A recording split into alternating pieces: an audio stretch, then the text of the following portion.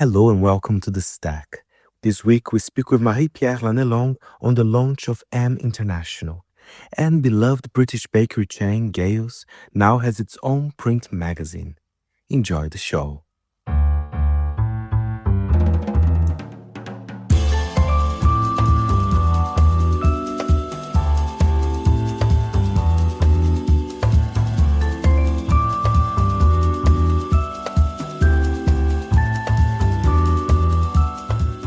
From Midori House in London, this is The Stack, 30 minutes of print industry analysis, and I am Fernando Augusto Pacheco. We start the show with International, the new English language edition of Le Magazine du Monde. It promises to bring the best journalism published in the weekend supplement of France's newspaper of record to readers around the world. After a packed launch party in Paris on Monday, M's editorial director, Marie-Pierre Lannelongue, sat down with Monocle Paris bureau chief Simon Bouvier to discuss the inaugural issue and how it fits into Le Monde's plans to reach a broader Anglophone audience. I was very proud to see this crowd on Monday, and especially because it was also a cool and young audience guest, because we decided to open this launch to our community. So we had guests from the business, of course, but it was an open event. And it was really cool to see the queue outside packed with young people, cool kids. I stood in line for quite a long time. Yeah. And this is really what is. Last year, we organized our first ever festival at the Duperré School, which is an art school, a fashion school. And yes, we met our community with a lot of young guys, young girls, young people. To be honest, I'm not sure that they buy the magazine in this print version, but what I'm sure is that they follow us on Instagram and on the social media. And this is, yes, it makes me proud, especially in this time, which is hard for the print industry, to see that a brand, a print brand, because we are a print brand at Le Monde, it's the reference newspaper. Yes, Le Magazine du Monde speaks to this young audience, probably with the images, probably with what we do on social media, but whatever. I mean, we have a different way of express what is.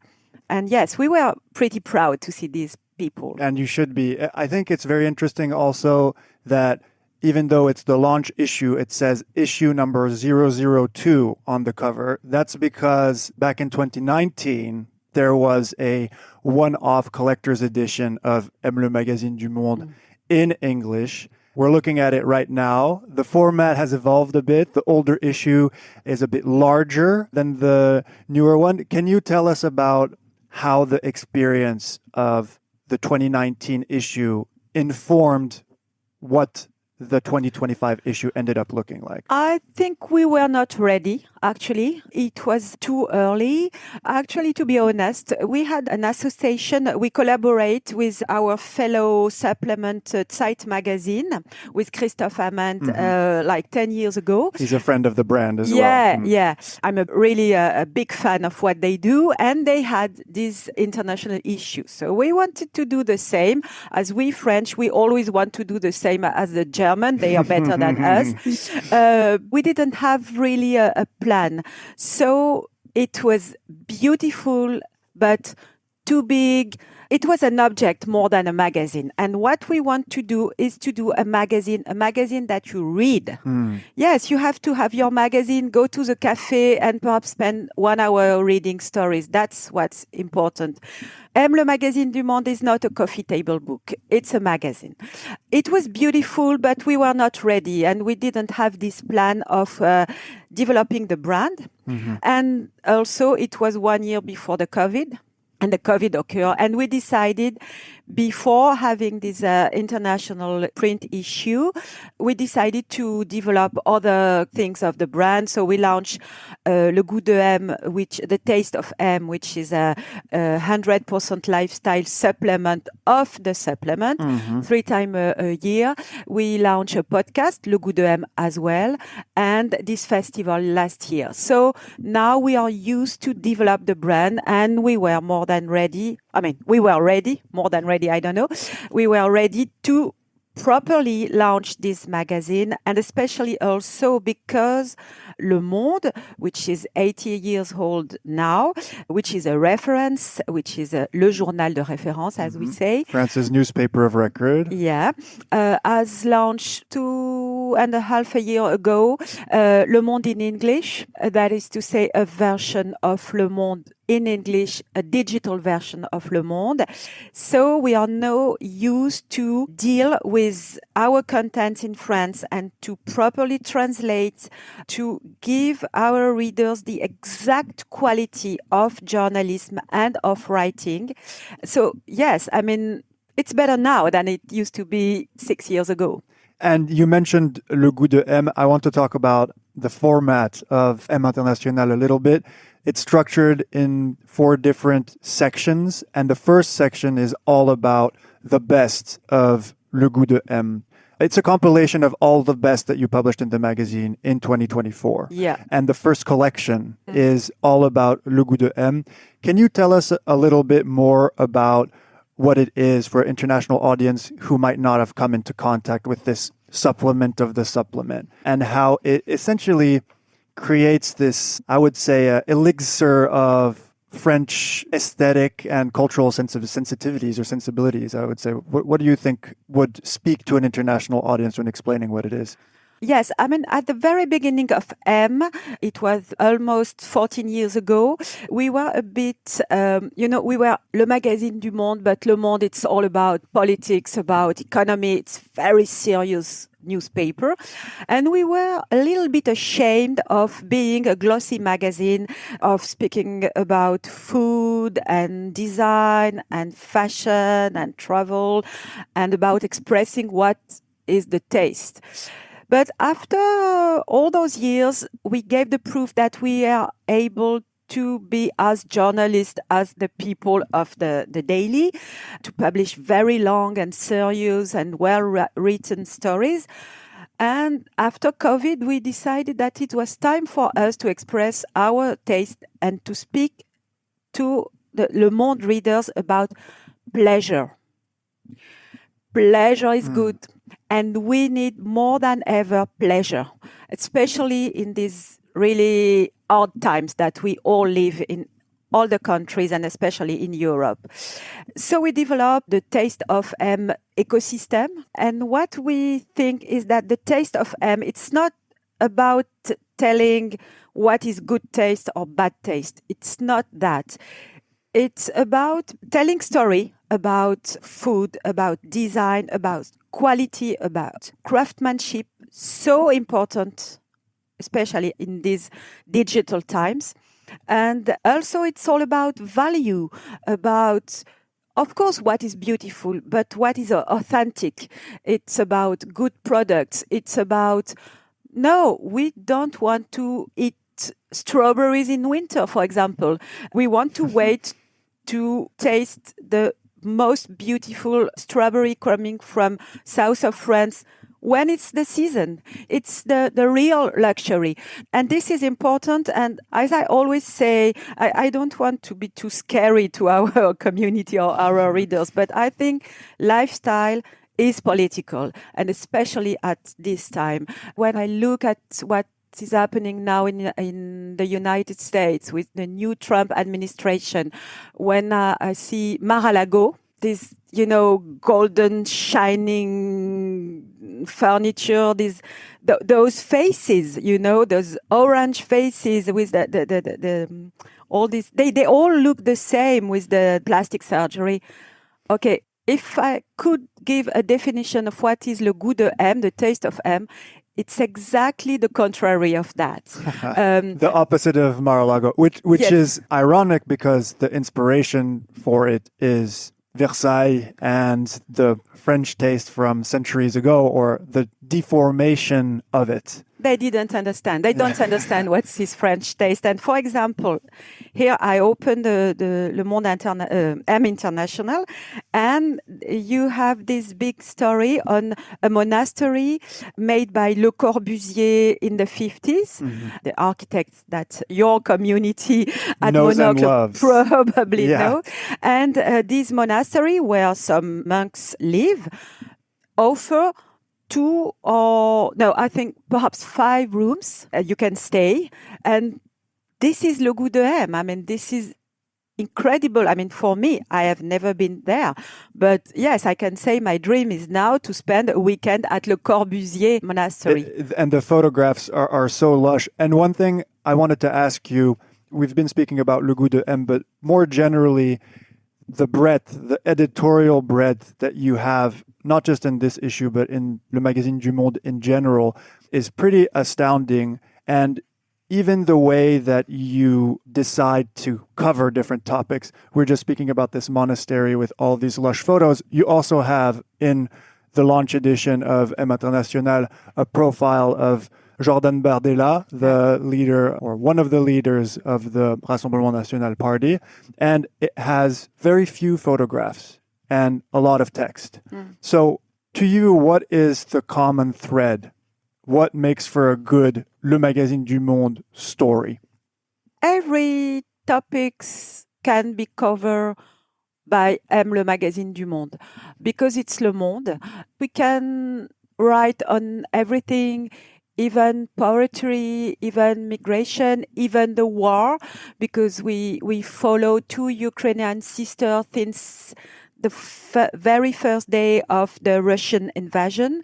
And yes, we speak about Rassemblement National, we speak about Jordan Bardella, who could be probably after the next presidential election, if the Rassemblement National win, which could happen actually. And of course, I mean, we see in Italy, we see in Hungary and in the United States that ultra-conservative party can win the election. And I mean, they grow. This party grow in every election.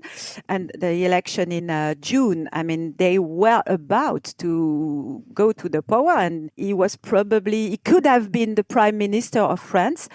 So yes, that's why we wanted to write a story on him, and especially on his his upbringing, upbringing, because he speaks about the suburbs in which he has been brought up. And, he described like totally this no-go zone. You remember the no-go zone that this famous tagline for places in France where it's unsafe to go. And he speaks about that. But it was not true, actually. We investigate where he was bought, and we investigate that. And he was in a private school, and, he was alone, and his father helped him a lot. So this is our duty to write this story. And but back to your question, I mean, I think every topics can be covered on M. And what make a good story for M, it's the ability of giving our readers a very interesting story with a very high quality of writing. Because M, it's for the weekend. You have to relax, even with a story on war. I know it can be a bit shocking to say that, but M is something that you read, something it's an experience. Yes, it is an experience. It's not just about downloading information. It's about being transported. Yes, reading, and the extreme quality of our journalism and our style of writing. It's important. Can make the reading of M a good experience, whatever the subject we treat. And I think one question that I have for you that is a bit more grounded in the kind of business model of this international edition is, having explained what the idea is and what the driving force behind all of the beautiful editorial that you have in this is, are there specific markets that you're hoping to reach with this international edition? Did you make it with particular markets in mind abroad? How are you thinking about that? No particular market. We are supposed to be distributed in 27 countries. It's about countries, but I think it's about places where we are distributed. That is to say, select shop, bookstores, So I think we will be distributed in Asia, in the United States, of course, in Mexico City, I think, in Europe.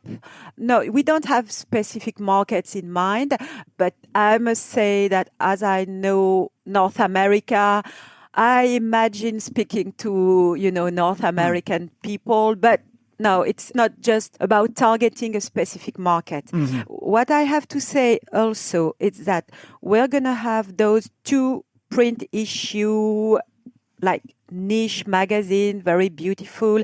It's 30 euro. It's expensive. So you have to produce the best objects, and a collectible in a way. But in between those 2 issues, we want to address our community. And so we were going to have a newsletter twice a month to begin with a letter from Paris that I will write to address our community, to federate our community in between those 2 print magazines.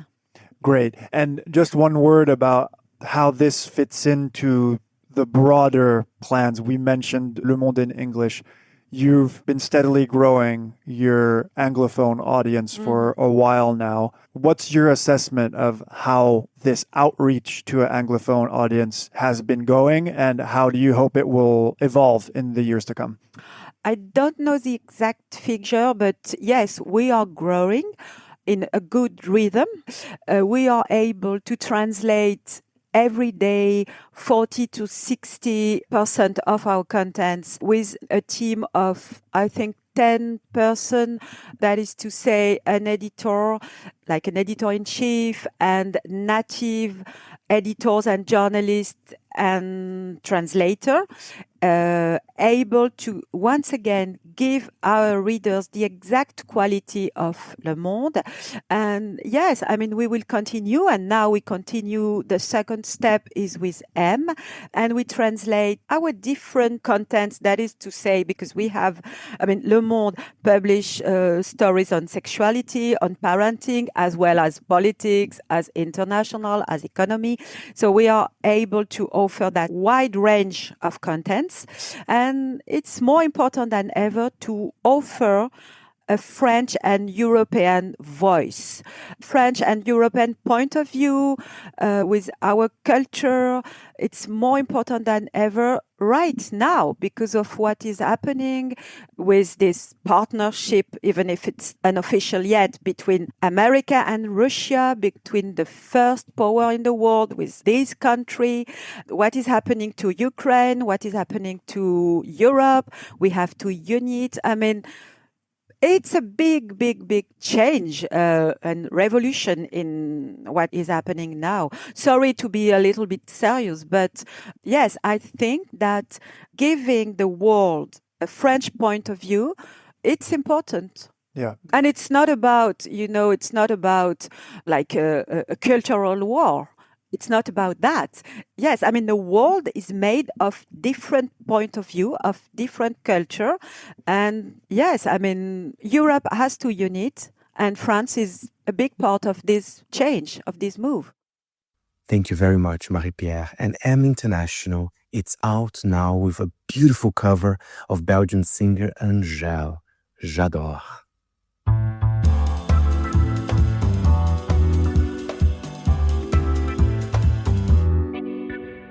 And now to the world of food. Beloved British bakery chain Gail's now has its own print title. It's called Companion. The word itself comes from the Latin for with bread, which makes perfect sense as a name for the magazine. The beautiful first issue is their bread issue, with fascinating stories about the topic, from what to do with leftover bread to a tour of hidden baking relics in London's East End. It was a pleasure to welcome to our studio the creative director of Gail's creative studio, Roy Levy, and the editor-in-chief of Companion, Katie Severson. I've been around from the very beginning of Gail's. I've been heavily involved with everything food, obviously. I'm a pastry chef and a baker by training. But also how the food is being presented, in our shops. So therefore, a lot of communications and engagement with our teams, and how our shops look and the display, and when it comes to designing new sites, so working very closely with the designers and the architects, obviously working very closely with the brand, developing the brand, with the marketing people, the PR, etc., etc. So a year and a half when I needed to give everything that they do a name, it was creative director, but actually what it means is like the food and the stories. So I'm setting, hoping I'm doing that, setting a direction to everything that is food, but everything that the food is trying to say, basically, because it's never just about recipes or products. It's about, things that we, as a bunch of professional people, are trying to say, really. So we formed a studio because I felt that, as we got bigger, we needed to find a more corporate way to channel our creative aspirations, I guess. And I didn't know how to do that. I'm not a corporate person, never worked in big companies. So my solution for that was, okay, I need to have a studio. And in the studio, I'm going to have chefs and food people, but also brand people and creative people and marketing people and PR and this and that. And part of the first thing that we wanted to do, that I knew I wanted to do, was to think about new ways to tell a story. Not from the brand perspective. I didn't want that to be the brand pamphlet that says, girls, girls, girls, girls. But also, if I give you a little bit of I'm sharing my insight. Yeah, I'm giving you an insight to what is it that we care about. You'll understand the brand better. So I knew we wanted to do a magazine. That was one of the first things that we set up to do. And the beautiful first issue of Companion is right in front of me. And Katie, you added the title. Let's start with the name, because I got to be honest, I didn't know actually what Companion really meant. I wonder if you could tell us a bit more, and after that, tell us about your experience at Gail's. Have you been working with them before? Do you have any background in food, or maybe not? The title came from, so one of the essays in Companion is called Left Bread, and it's one that I wrote about a personal experience kind of finding bread on the street, and it led me to dig really deep into the cultural and historical significance of bread and all these different aspects of it. And in that research, I was reading this book that I actually can't remember the name of, but it's all about bread.